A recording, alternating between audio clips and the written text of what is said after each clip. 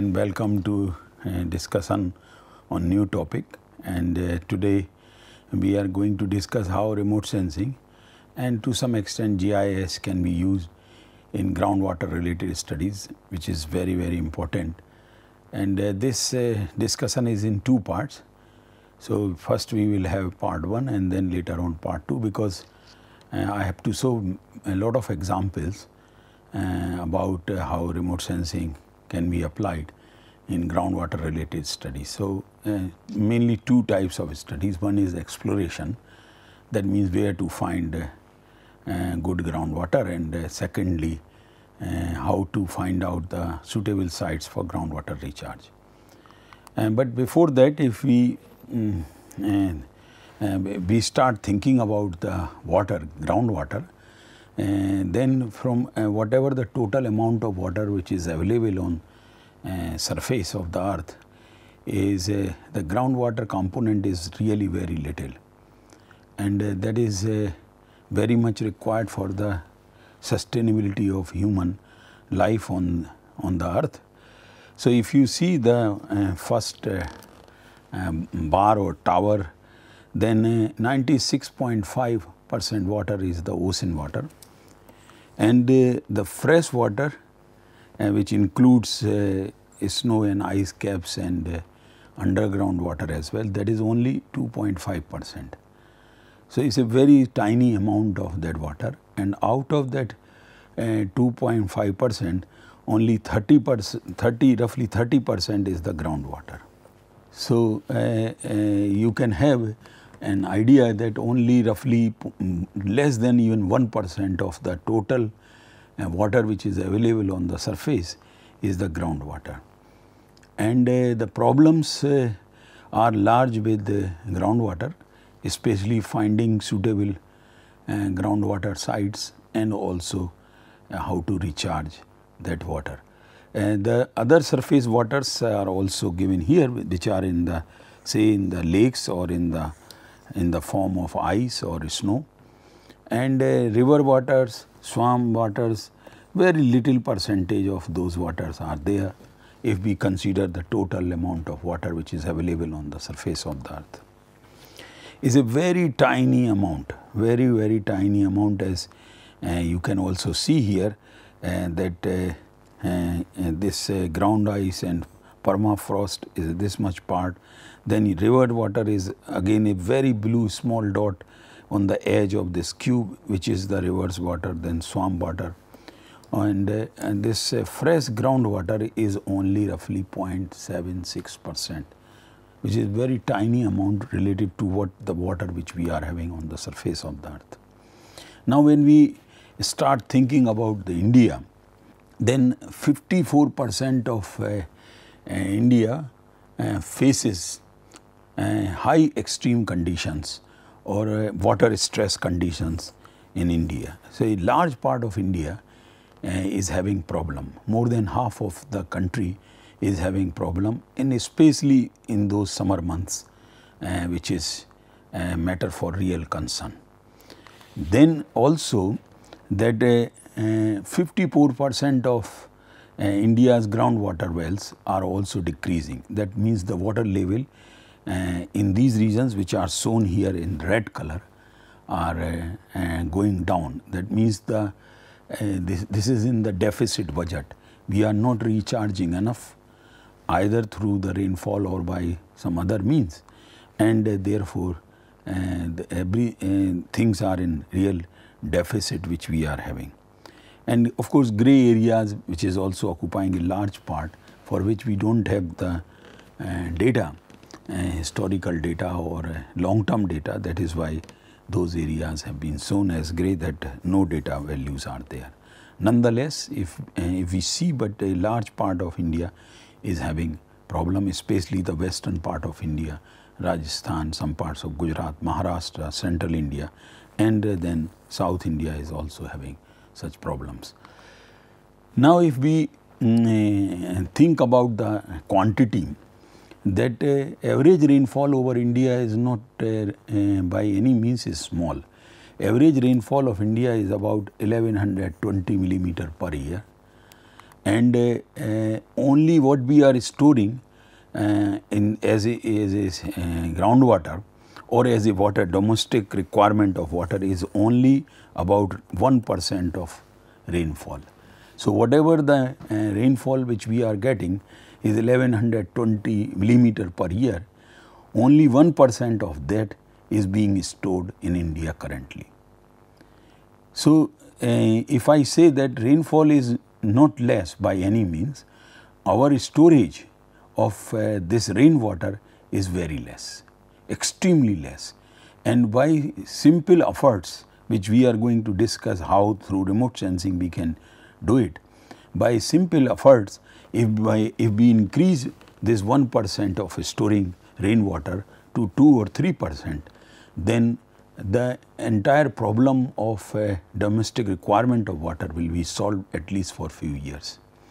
So, this is very important that sufficient amount of rainfall is there, but our storage capacity, especially in form of groundwater, is really poor, and a lot of efforts are required to solve this problem, and this can be done as I will be showing through several satellite images. Now, if we see in terms of volume of total precipitation which is occurring over India is about 4,000 cubic kilometer. Again, it's a good amount of precipitation over India, and groundwater recharge is very little, only 433 cubic kilometer. We can increase this one by some groundwater recharge efforts and so on. And large part of this total average annual precipitation which is falling over India is going as a surface runoff. So, by some means if we can reduce the surface runoff or delay this surface runoff by few hours or few days or weeks or months, then we will increase our groundwater recharge. We will improve the availability of groundwater for domestic consumption. So, with some efforts, and the results can come if we start taking efforts or doing things now. In 2 years time, 3 years time, one would start seeing results, and that too in hard rock terrain. I will be showing examples of that one also. So, let's take the real example. This I am taking of part of central India of this Betwa basin, which is ultimately meets Chambal, Yamuna and then Ganges. So, you can think is a part of Ganga basin, and this is part of Madhya Pradesh. What you are seeing here that 4 reservoirs which have been delineated through remote sensing data. I will be bringing image very quickly.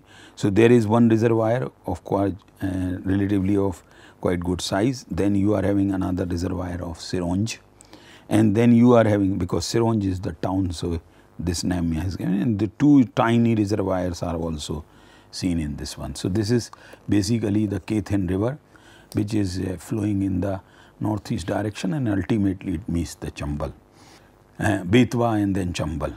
So, what we see when we see this satellite image I have introduced earlier also, but today we are going to interpret from a completely different perspective, especially for groundwater related thing. Earlier we have seen as a false color composite. So, this is definitely a IRS list 3 false color composite image. And what we are seeing here, that these reservoirs, wherever these water bodies are there, 1, 2 and these 2 small one, tiny one which we are having here, these reservoirs are having in the downstream, they are having the benefit area. And that benefit area we can delineate and can see through the growth of vegetation in the downstream. Since it is a false color composite, therefore, vegetation will appear in red color. And if you see very carefully, you would find that wherever no water bodies are located like in this part, then in the downstream areas we do not have much growth of vegetation. This growth of vegetation is generally agriculture practice. Because of these reservoirs, in the downstream area the groundwater regime is getting recharged, and water is available through wells to the farmers, and they are fetching the water and putting in the agriculture field, and that is what you are seeing. This is a image of February month. So, what you see also that the reservoir here is this one is a quite this reservoir is relatively larger than what you see of this Sironj reservoir. But the downstream area, if you see the benefit area, then this small reservoir that is we name as Sironj is having a large benefit area compared to what you see for this Kaithin reservoir. And even small reservoirs too, they are having their own benefit area. So, why a small reservoir is having large benefit area and why a large reservoir is relatively having a smaller benefit area, that we will analyze, and this knowledge which we will get through the analysis and interpretation of satellite images, we can implement later on for groundwater exploration and recharge, groundwater recharge point of view.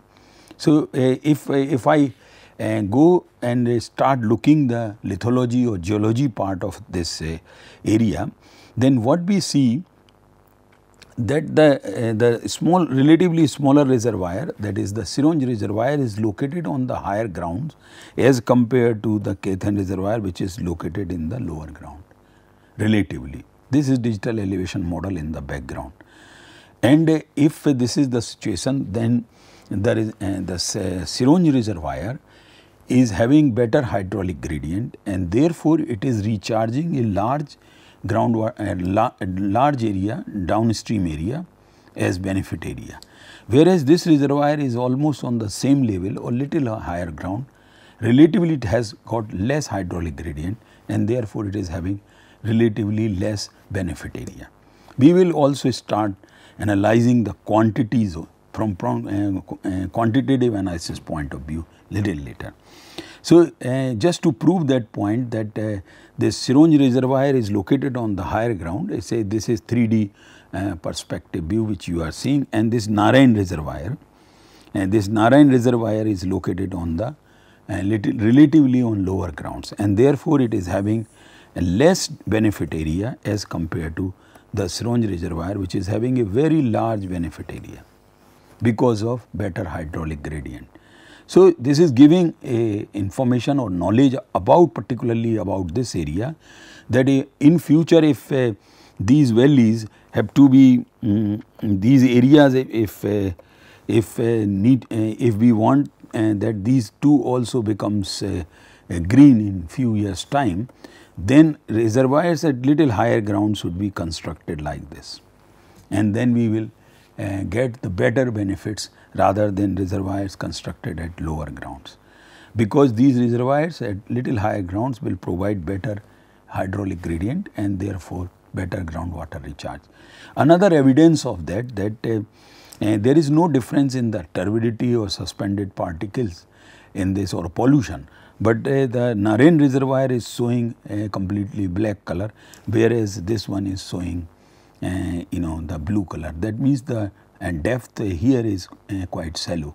So, even having a less volume of water, but it is recharging a better groundwater regime than a water than in other reservoir, Narayan reservoir, which is having a large water body, but benefit area in the downstream is not that.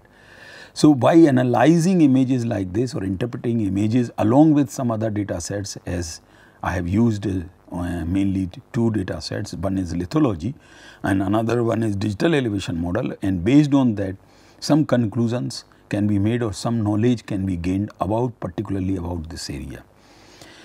So, using these data sets along with some other data sets like groundwater fluctuation and specific yield and lineament information derived from again satellite images, and using this weighted average method, we applied on a GIS platform, and we could develop a map which is for groundwater prospective.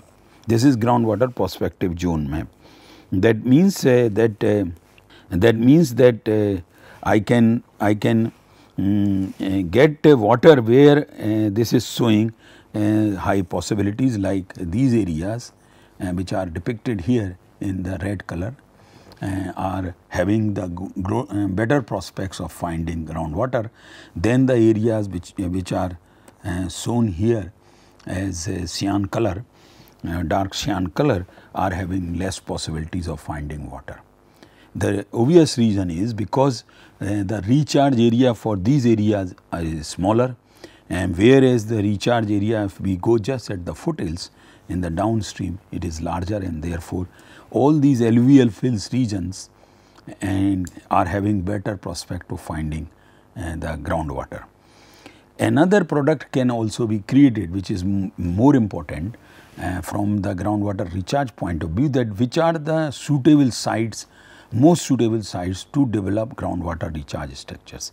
So, just foothills of that Deccan Trap or basaltic rock. So, on the large part we are having eroded basalt. On the basement you are seeing the granitic terrain, and on the towards this western side what we are seeing is a Deccan Trap or basaltic rocks on higher grounds also. So, if we just in the foothills of this hill, if we go and develop groundwater recharge structures as we have seen for that Sironge reservoir, then we can make this whole area green in just 2-3 years time. I will justify this statement also of 2-3 years time by going through the time series data or successive remote sensing data of this area or adjacent areas, and will show that once a structure comes, how much time it takes to get effect there, because that also depends on hydraulic conductivity, how water can flow from one end to another, how quickly or how far, and that we will be also seeing. Now, remaining in the same Bundelkhand region, which is a hard rock terrain, and in the basement you are having granite, which is very hard and very old granite. And what you are seeing here, that there are a lot of quartz reefs which are running east-west in south, northeast-southwest direction, as I am moving my cursor here. And these quartz reefs, they are serving as a dam axis, and our ancestors whenever they found some streams which were going like this and breaching these quartz reefs, they blocked it and created reservoirs like you are seeing here, the Nandanwara Tal, Barana Tal, Padma Sagar Tal, and all these reservoirs, small reservoirs or dams were created. And wherever you see these water bodies, there you see the vegetation in the vicinity or in the proximity of these reservoirs, whether in the downstream, upstream, or in the surrounding. And wherever we do not have any water body or these reservoirs like here, we do not have growth of vegetation. Again, this is false color composite. Similarly, here we do not have any big water body, and therefore we do not have any greenery here. So, wherever the water bodies are there, the greenery is there, and that clearly tells us greenery in this part of the country, and that means that you are having some agricultural practices in that area because availability of water. Once the water becomes available, this area can become very fertile, and it has been proved many times. So, if we see further some individual examples, like here the quartz reef is going like this. These are the two small dams, or you can call them as check dams, and in the surrounding you are seeing the growth of vegetation, and wherever you do not have these reservoirs, any such structures, you do not see any growth of vegetation. So, just because of the availability of water, agriculture practices are going on. Similarly, here there is another reservoir, and a quartz reef is something like this. It has been blocked, and in the surrounding you are having growth of vegetation, and in other areas you do not have. Same thing here, again in the, this is the quartz reef which is going on, and in little bit upstream, because in the monsoon season it gets inundated up to that part which I have just marked, and in the downstream you can see that large part is getting benefit. In other parts you do not have much water bodies, therefore no growth of vegetation. Similarly, one more very good example which I will discuss further on this point. Here this is also called Gobind Sagar Dam, and this is on Sahjad river, which is ultimately again in the Bundelkhand region. And what you find that this reservoir is there in the down, of course it has not been made on quartz reef, but nonetheless in the downstream area you see growth of vegetation. In other parts where you do not have such water bodies, you do not have growth of vegetation, see like this, and these areas are completely dry and completely devoid of vegetation, as you can see here also. So, wherever in hard rock terrain, wherever the water is available, you in the downstream or in the surrounding you see the growth of vegetation. Now, how these the groundwater crisis has come in the country, and this I will take an example. See this reservoir and see the downstream, the town which is Lalitpur town here. And this reservoir, if you see in the satellite image, which is not very old one, you will find that the reservoir body is much larger than what the settlement there in the downstream area. And this reservoir was constructed about in 19. This reservoir was constructed between 1951-53, and at that time the population of this area was about 30,000. Now it is about 1,30,000 people, and the size of reservoir has not increased, rather it has decreased because of siltation and encroachment from the surroundings. So, 50, 60, 70 years, 50 or after the construction of the reservoir, or after 2 years, say roughly 60 years back, the town was getting water 24 hours in the tap. But now the water is available in the tap is only for 20 minutes. Because the reservoir at that time the population was less and reservoir was relatively very large. Now the reservoir has reduced, the volume or the capacity of reservoir has reduced because of siltation and encroachment, whereas population has grown by 4 times. So that, and at the same time the rainfall has not reduced significantly. Rainfall remained same almost throughout these years, average rainfall. For say 2-3 years it is fine, then suddenly 1 year you get drought, but again. So, if you take an average rainfall, and then there is not significant change or no significant change in the volume of water which is falling over this part of the country. But our requirements have increased 4-folds, whereas our storage capacity has reduced, and that is throughout the country. This is the problem.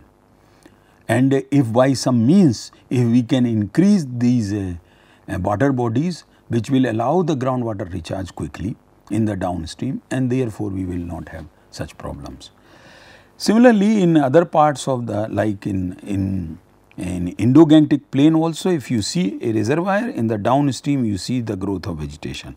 So, wherever you find a water body, you see growth of vegetation. Wherever you do not have, then that kind of thing is not there. So, the major reason what we see here is because our requirements have increased many folds, say after the independence, whereas the same time we have not augmented groundwater recharge structures. We have not improved in the same way, in same proportion, our storage of rainwater. And if we would have done it, this problem would not arise. And because the input, which is the rainfall, is remained almost same. So, only thing is, rather than storing only 1% of surface or the rainfall as groundwater, if we increase by 2 or 3%, then for time being, or at least for next few years, we will not have water problem in the country. So, the solution of this water problem, groundwater problem or drinking water problem or domestic consumption of water is not very big. It can be solved in 2-3 years time, and I have shown you some examples. In the next presentation, I am going to show you few more examples that how you can quantify things, how you can estimate the time it would take to get the benefits in a particular area. So, this brings to end of this part 1 discussion, and we will have more discussion in part 2. Thank you very much.